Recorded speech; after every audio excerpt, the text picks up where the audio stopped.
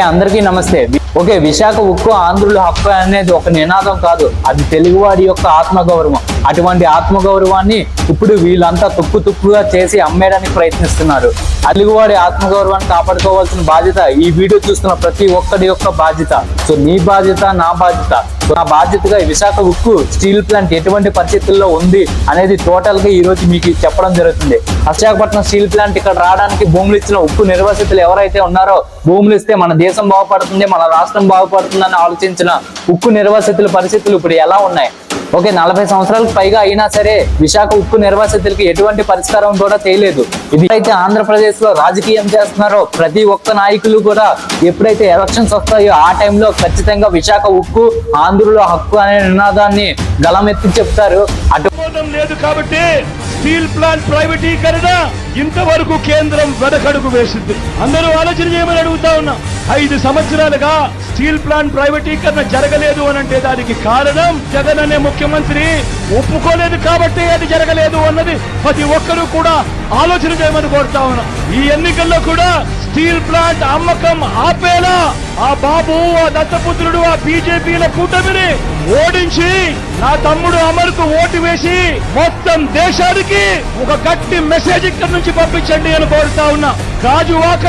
రాజువాకలో మీరు పొరపాటున టీడీపీకి ఓటు వేయటము అని అంటే దాని అర్థం ప్రైవేటైజేషన్ చేస్తానంటున్న ఎన్డీఏకు ఓటు వేయడం అంటే స్టీల్ ప్లాంట్ అమ్మకానికి మీరే ఆమోదం తెలిపినట్టు అవుతుంది అన్నది ప్రతి ఒక్కరూ కూడా గుర్తుపెట్టుకోమని కోరుతా ఉన్నా. విశాఖపట్నం ఆత్మనమితే మీరు ఉపేక్షిస్తారా తమ్ముళ్ళు అని అడుగుతున్నా.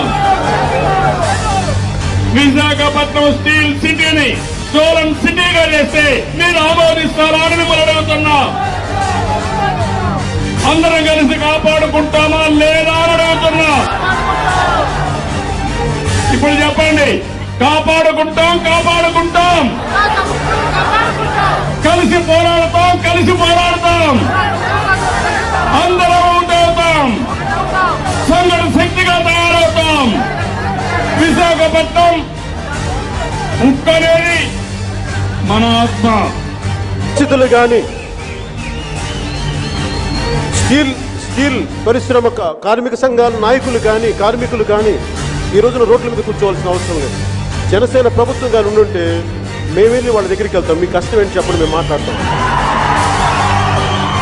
ఈ ప్లే కార్డ్ పట్టుకోగలరా? అంత దమ్ముందా మీకు పార్లమెంట్లో?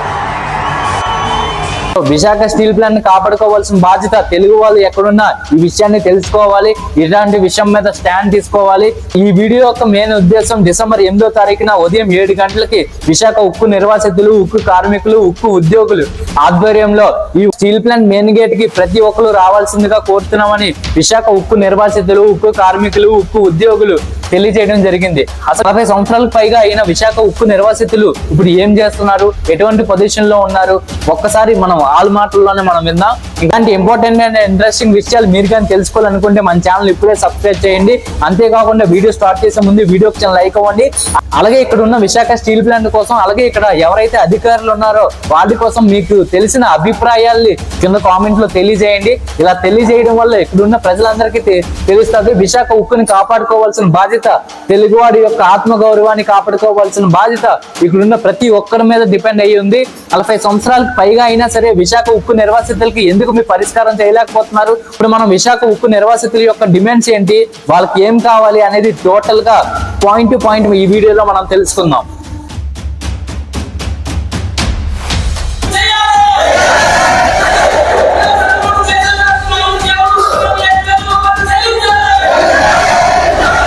ఆ రోజు భూములు తీసుకున్నప్పుడు మాకు హామీ ఇచ్చారు మా తాతల తండ్రుల దగ్గర, మీకు పెద్ద ఫ్యాక్టరీ పెడతాం, ఆసియాలోనే పెద్ద స్టీల్ ప్లాంట్ కడతాం, ప్రతి 6 నెంబర్కి మీ ఉద్యోగం ఇస్తాం, మీ బతుకులు బాగుంటాయి, తరతరాలకు మీ తాతల తండ్రులు కానీ మీ ముత్తాతలు గుర్తుండిపోయేలాగా మీ పిల్లల భవిష్యత్తులు బాగుంటాయంటే మేము భూములు ఇచ్చాం. ఈరోజు మరి అక్కడ పరిస్థితి కనబడట్లేదు. ఈరోజు 8-9 సంవత్సరాలు పెట్టి ఒక నోటిఫికేషన్ లేదు. ఉన్న ఉద్యోగస్తులందరినీ ఈఆర్ఎస్ ఇచ్చి పంపించేస్తున్నారు. కాంట్రాక్ట్ కార్మికులు, స్థానికులు అందరినీ 6,000 మందిని తీస్తారు. ఎక్కడా లేదు ఎంత దారుణం, ఏ స్టీల్ ప్లాంట్ లో కూడా లేదు. మెయిన్ టార్గెట్ చేసి స్థానికులందరినీ, ఎవరైతే ఆధార్ కార్డుని బ్లాక్ తీసుకొని స్థానిక అడ్రస్ వడ్లపూడి, అగనపూడి, గంగవరం, పెదగంటాడే అడ్రస్ ఉంటే చాలు, స్టీల్ ప్లాంట్లో కాంట్రాక్ట్ కార్మికుల పని కూడా ఇవ్వట్లేదు. ఈ విధంగా తొలగించేస్తున్నారు. ఇవన్నీ మీరు అర్థం చేసుకోవాలి. అంతేకాదు ఇక్కడ మెయిన్ ముఖ్యంగా నిర్వాసితులు కూడా ఎంప్లాయ్మెంట్ సీనియర్ ద్వారా వెళ్ళినట్టు వాళ్ళు కూడా తొలగించారు. మరి మా పరిస్థితి ఏంటి? మేము నిర్వాసితులు, మేము ఆంధ్రప్రదేశ్లో మేము లేమా? ఆంధ్రప్రదేశ్లో ఇప్పుడు ఈ కూటమి ప్రభుత్వానికి మేము ఓట్లు వేయలేదా? మరి మా కోసం ఎందుకు మాట్లాడరని చెప్పి ఈరోజు మాట్లాడుతున్నాం. మరి ఆ రోజు వచ్చి ఏ విధంగా హామీ ఇచ్చారు? ఈరోజు విమర్శంగా మీరు మాట్లాడుతున్నారని అనుకోవచ్చు. దయచేసి ఇది విమర్శన కాదు, మా బాధలు మేము చెప్పుకుంటున్నాం. ఇదేదో మిమ్మల్ని అడుగుతున్నాం అని కాదు. మరి రాష్ట్ర ప్రభుత్వం ఎవరున్నా చెప్పి మేము అడగాలి కాబట్టి మేము అడుగుతున్నాం. మీ దగ్గరికి వచ్చి అడుగుదామనేసి మా బాధలు చెప్పుకుందామనే సరే చెప్పుకునే పరిస్థితి రానివ్వట్లేదు. మేము ఈ పవన్ కళ్యాణ్ గారిని కలడానికి పార్టీ ఆఫీస్కి వెళ్ళాం, కానీ మమ్మల్ని కల్పించలేదు. అలాగే చంద్రబాబు నాయుడు కలడానికి వెళ్ళాం, కల్పించే పరిస్థితి లేదు. బయట నుండి గేట్ల దగ్గర నుండి వచ్చే పరిస్థితికి వచ్చాం. దయచేసి మేము అందుకే చెప్తున్నాం, ఈరోజు మేము 8వ తారీఖున డిసెంబర్ 8వ తారీఖున 6 నంబర్ ఉన్న కుటుంబ సభ్యులందరితో కూడా మెయిన్ గేట్ దగ్గర కూర్చోవాలని మేము నిరసన చేయాలని ఒక నిర్ణయానికి వచ్చాం. అన్ని గ్రామాల నుండి ఎందుకు వచ్చాం ఈ నిర్ణయానికి? మరి ఇప్పటికి 45 సంవత్సరాలు పెట్టి మరి రాజకీయ నాయకులు మా ఓటు బ్యాంకుగా చూస్తున్నారు తప్ప దీని పరిష్కార మార్గంగా చూడట్లేదు. మరి ఎప్పుడు పరిష్కారం చేస్తారు మాకు? మరి అన్నాలని మీ వెనకాల తిప్పించుకుంటారు. మేము పిచ్చి వల్ల కనిపిస్తామా మీ కంటికి? ఏమైనా ఓటు బ్యాంకుగా చూస్తారా మమ్మల్ని? ఏమైనా ఇది కరెక్ట్ అయింది కాదు. ఖచ్చితంగా దీని పరిష్కార మార్గం చూడాలని చెప్పేసి ప్రజాప్రతినిధులందరినీ కూడా కోరుతున్నాం. ఇదైతే కరెక్ట్ అయింది కాదు. నిజంగా ఇక్కడున్న కార్మికుల నుండి కానీ నిర్వాసితుల నుండి కానీ పెద్ద ఎత్తున ఏమైనా యాక్టివ్స్ వస్తే దీని బాధ్యత ఎవరు వహిస్తారు? దీనికి రాష్ట్ర కేంద్ర ప్రభుత్వాలు మరి బాధ్యత చెప్పాల్సి వస్తుంది. అందుకనే మేము కొట్లాడడానికో సమ్మెలు చేయడానికో మేము ఎక్కడి నుండి ప్రజా సంఘాల నుండి పుట్టుకు రాలేదు. ప్రజా సంఘాల పేర్లు పెట్టుకొని మేము ఉద్యమాలు చేయట్లేదు. మా హక్కు కోసం మేము అడుగుతున్నాం. మా ఏదైతే 6 నంబర్ ఉందో మా 6 నంబర్ కోసం మాకున్న ముందు తరం కూడా కొట్లాడుతుంది. ఈరోజు మా తరం కూడా కొట్లాడుతుంది. ఈరోజు మాకు కూడా ఏజ్లు అయిపోయి మా పిల్లలకి రేపొద్దు ఈ పరిస్థితి రాకూడదని చెప్పి మేము కొట్లాడుతున్నాం. అందుకనే మేము ఈ ప్రభుత్వాలు ఇండస్ట్రీలు తీసుకొస్తున్నాయి, మేము కాదనట్లేదు. ఇండస్ట్రీలు రావడం మంచిదే, కానీ ఇండస్ట్రీలకి భూములు ఇచ్చిన రైతుల సంగతి ఏంటి? రైతులు ఎన్నాళ్ళని ఇంకా ఎదురు చూడాలి? ఎన్నాళ్ళని నిర్వాసితులు అయిపోవాలి? ఎన్నాళ్ళని అడుగు తినాలి? ఈరోజు మా తల్లులు వెళ్ళి పాస్ పనులు చేసుకొని బతుకుతున్నారు, గుళ్ళో ప్రసాదాలు తింటూ బతుకుతున్నారు, పెట్రోల్ బంకుల్లో పని చేసుకుంటున్నారు. ఎంతో మంది పనులకు పెయింటింగ్లకు వెళ్తున్నారు, డిగ్రీలు డిప్లొమాలు ఇంజనీరింగ్ ఐటీలు చేసి మా స్టూడెంట్స్ అందరూ కూడా ఈరోజు డివైడర్ పెయింటింగ్లకు వెళ్తున్నారు. ఎందుకు మాకు ఈ ఇబ్బందులు పెడుతున్నారు? అందుకనే మేము అడుగుతున్నాం. మాకు చేస్తే స్టీల్ ప్లాంట్ నిర్ణయాలు ఏం తీసుకున్నప్పటికీ కూడా కేంద్ర ప్రభుత్వం మా అందరికీ కూడా మా భూమి మాకు ఇవ్వమని చెప్పి మేము ప్రధానంగా డిమాండ్ చేస్తున్నాం. మా భూమి మాకు ఇవ్వండి. ఎందుకంటే రాష్ట్ర కూటమి ప్రభుత్వం వచ్చిన తర్వాత రైతులకి మీరు వెనక్కి ఇచ్చారు భూమి, ఎన్నో ఏళ్ల బట్టి సమస్యను మీరు తీర్చారు. అలాగే మా సమస్యను కూడా మా భూమికి తీసుకున్నారు కాబట్టి మా భూమి మాకు ఇవ్వమని చెప్పేసి మేము అడుగుతున్నాం. ఈరోజు మా భూమి మాకు ఇచ్చినట్టయితే ఖచ్చితంగా మేము రైతాంగం చేసుకోవడమో లేదంటే ఏదో మా వృత్తుల్లో మేము వ్యాపారాలు చేసుకొని బతకడమో మేము బతుకుతాం. అందుకనే మేము రాష్ట్ర ప్రభుత్వాలు ఏ ప్రభుత్వం ఉన్నప్పటికీ కూడా మేము ఇదే డిమాండ్ చేస్తున్నాం. ఖచ్చితంగా ఇప్పటికైనా మీరు పరిష్కరించకపోతే 8వ తారీఖున మేము కుటుంబ సభ్యులందరితో కూడా గేటు ముట్టడిస్తాం. అక్కడ ఎవరికి ఏం జరిగినా సరే ఇక్కడ కేంద్ర రాష్ట్ర ప్రభుత్వాలే బాధ్యతగా వహించవలసి వస్తుంది. అదేవిధంగా మరి స్థానిక ఎమ్మెల్యే గారికి కూడా మేము చెప్పడం జరిగింది. ఆయన కూడా మరి మాకు తెలిసినంత విధంగా దీని మీద మాట్లాడుతున్నారని మేము అనుకుంటున్నాం. 2006లో 68 జీవో ప్రకారంగా రాజశేఖర రెడ్డి గారు ముఖ్యమంత్రిగా ఉన్నప్పుడు అక్కడ జీవన భృతి 33 నెలలు జీవన భృతి కూడా ఇవ్వడం జరిగింది. ఇంకా జీవన భృతి బాకీ ఉన్న జీవన భృతిని కూడా ఇప్పుడు ఉన్నటువంటి ఎమ్మెల్యే గారు కూడా ఇస్తానని చెప్పేసి అనడం జరుగుతుంది. కనుక జీవన భృతి చట్టాన్ని అనుసరిస్తూ మాకు జీవన భృతి నెలకి కుటుంబానికి 25,000 చొప్పున ఇవ్వాలనేసి మేము ప్రత్యేకించి డిమాండ్ చేస్తున్నాం. పై 2 డిమాండ్లు పరిష్కారం అయినంత వరకు జీవన భృతి ఇవ్వాలనేసి మేము చెప్తున్నాం. ఎందుకు ఈ డిమాండ్లు మేము పెట్టామన్నది కూడా ఈ సందర్భంగా క్లారిటీ ఇస్తున్నాం. ఏంటంటే ఆర్టికల్ 21 ప్రకారంగా జీవించే హక్కు అది చెప్తుంది ఇండియన్ కాన్స్టిట్యూషన్. ఇది ఇండియన్ కాన్స్టిట్యూషన్ లో ప్రాథమిక హక్కుల్లో భాగమైనటువంటి ఆర్టికల్ 21 ప్రకారంగా ప్రతి మనిషి జీవించాలి. జీవించడం అంటే పూర్తిగా ఎక్కడ పడి అడుగు తినడం కాదు. స్వచ్ఛమైన గాలి నీరు పీల్చుకొని స్వచ్ఛమైన ఆహారాన్ని తింటూ ఒక పక్క నివాసంలో ఒక పని చేసుకుంటూ బతకాల్సిన బాధ్యత ఉందని అవన్నీ బాధ్యతలు నిర్వర్తించే బాధ్యత ప్రజల ఓట్లతో ఎన్నికైనటువంటి ప్రభుత్వానికే ఉందని చెప్పేసి జీవించే హక్కు తెలియపరుస్తుంది. ఆ హక్కు ప్రకారంగా గత 45 ఏళ్ల క్రితం మా హక్కును లాగేసుకుంది కనుక ఈ కేంద్ర రాష్ట్ర ప్రభుత్వాలు ఆ హక్కును గుర్తిస్తూ ఇప్పటికైనా కానీ మేము జీవించాలనంటే మా కుటుంబాన్ని పోషించుకోవాలంటే నెలకు 25,000 అవుతుంది కనుక జీవన వృత్తిని ఇవ్వాలి ఆ విధంగా. అలాగే కొందరికి కొన్ని భూమి సకాలంలో ఆ ఫ్యాక్టరీ నిర్మాణం చేయకపోతే తిరిగి ఆ భూమిని ఇచ్చేయాలని చెప్పేసి 2013 కేంద్ర ప్రభుత్వం చట్టం తీసుకొచ్చింది, R&R చట్టాన్ని. ఆ చట్టాన్ని అనుసరిస్తూ SEZ లో భూములు పోయినటువంటి రైతులకు అనేక సందర్భాల్లో అనేక స్టేట్ గవర్నమెంట్లు తిరిగి ఇవ్వడం జరిగింది ఫ్యాక్టరీ నిర్మాణం జరగలేని సందర్భంలో. అలాగే మా దగ్గర తీసుకున్న భూములు కూడా స్టీల్ ప్లాంట్ నిర్మాణం చేయకుండా ఖాళీగా ఉంది. ఆ చట్టాన్ని అనుసరిస్తూ మాకు కూడా తిరిగి ఇవ్వాలని మేము కోరుకుంటున్నాం. ఈ చట్టం ఎక్కడ చెప్తుందంటే ఆర్టికల్ 14 సమానత్వ హక్కు, ఇది ప్రాథమిక హక్కుల్లో భాగమే. ఈ రోజు ముఖ్యంగా మేము పాలకులకు చెప్తున్నది ఏంటంటే మీరు రాజ్యాంగబద్ధంగా ప్రజల ఓట్లతో ఎన్నికైనటువంటి వాళ్ళు కనుక రాజ్యాంగాన్ని ముఖ్యంగా గౌరవించి మీరు పనిచేయాల్సినటువంటి అవసరం ఉంది. ఇంకొకటి ఏంటంటే సమానత్వ హక్కు, ప్రజలందరూ సమానం అని చెప్తున్నారు కనుక ఎక్కడ నిర్వాసితులు అయినటువంటి వాళ్ళకి భూములు పంచారు అదే విధంగా మా నిర్వాసితులు కూడా పెంచాలి. అప్పుడే సమానత్వ హక్కును మీరు గౌరవిస్తున్నట్టు ఉంటుంది అనమాట. ఖచ్చితంగా మీరు రాజ్యాంగమే ప్రమాణం చేశారు కాబట్టి రాజ్యాంగాన్ని అమలు చేయాలని మేము తెలియజేస్తున్నాం. మేము అడుగుతున్న భూమి కూడా ఏ ఒక్కరు ఇచ్చింది కాదు, మా దగ్గర తీసుకున్నదే మేము అడుగుతున్నాం కనుక మా భూమి మాకు ఇవ్వాలని. మరి ప్రజలు కూడా ఏదైతే 8వ తారీఖున మనం నిర్వహిస్తున్నామో డిసెంబర్ 8ని ఆ కార్యక్రమానికి ప్రజలు కూడా వేలాదిగా తరలి వచ్చి ఈ ప్రభుత్వానికి కళ్ళు తెరిపించాలి. అలాగే ఈ మేనేజ్మెంట్ కూడా కళ్ళు తెరిపిస్తేనే కానీ మన నిర్వాసితులకు న్యాయం జరగదని అయితే ఈ సందర్భంగా ప్రజానికానికి కూడా మేము పిలుపునిస్తున్నాం. మీరు సెటిల్మెంట్ అడగడానికి ముఖ్య కారణం ఏంటంటే మొన్న విశాఖపట్నంలోని సమ్మిట్ జరిగినప్పుడు చంద్రబాబు నాయుడు గారు ఈ విశాఖ స్టీల్ ప్లాంట్ ప్రైవేటీకరణ చేస్తామని ఎవరన్నారు, ఎవరైనా ఏమైనా అన్నారా అని ప్రశ్నించారు. కానీ కేంద్ర ప్రభుత్వం డబ్బులు ఇస్తే ఇవ్వచ్చు కానీ అది స్టీల్ ప్లాంట్కి ఏమి ఉపయోగించట్లేదు. అది ఉపయోగించక నష్టంగా పోతుంది.